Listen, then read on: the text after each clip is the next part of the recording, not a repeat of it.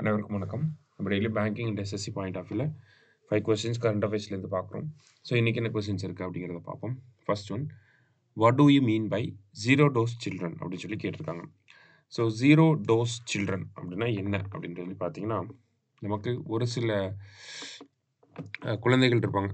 Like இப்போ வந்து பார்த்தீங்கன்னா யூனிவர்சல் இம்யூனைசேஷன் ப்ரோக்ராம் அப்படிங்கிறது இருக்குது. இதுக்கு கீழே பிறந்த குழந்தைகளுக்கெல்லாம் வந்து ஒரு சர்டைன் டைம் கேப்பு, ஸோ ஒரு சர்டைன் டைம் இன்டர்வலுக்கு அப்புறமா 11 டைப் ஆஃப் வேக்சின்ஸ் வந்து போடுறாங்க. Polio vaccine, DBT, BCG vaccine, இந்த மாதிரி நிறைய டைப்ஸ் ஆஃப் வேக்சின்ஸ் வந்து போடுறாங்க. இந்த மாதிரி ஒரு 11 வேக்சின் வந்து போடுவாங்க. சரியா?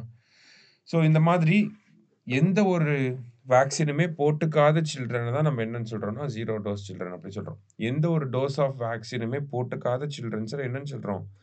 ஜீரோ டோஸ் சில்ட்ரன் அப்படின்னு சொல்லி சொல்கிறோம். ஓகேவா? அப்போ ஆப்ஷன் சி அப்படிங்கிறது தான் நம்ம correct answer.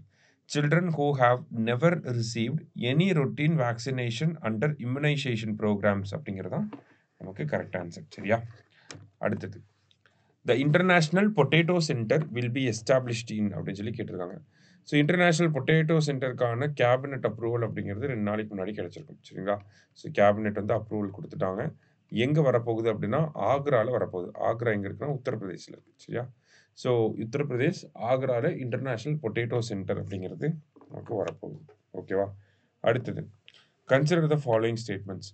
The first Indian to go to international space station is Shubhanshu Shukla. Correct தான். இதே first Indian to go to space அப்படின்னு சொல்லி கேட்டாங்கன்னா ராகேஷ் சர்மா. சரியா? Shubhanshu Shukla is the 634th astronaut to reach space அப்படின்னு சொல்லி கேட்டிருக்காங்க. இதுவும் கரெக்டு தான். ஓகேவா? சுபான்ஷு சுக்லா தான் 634th ஆஸ்ட்ரோனாட் ஸ்பேஸுக்கு போனது. ஸோ போத் கரெக்ட் அப்படிங்கிறது தான் கரெக்ட் ஆன்சர். அடுத்தது, international MSME day is observed on அப்படின்னு சொல்லி கேட்டிருக்காங்க. இன்டர்நேஷ்னல் எம்எஸ்எம்இ டே எப்போ அப்படின்னு சொல்லி பார்த்தீங்கன்னா,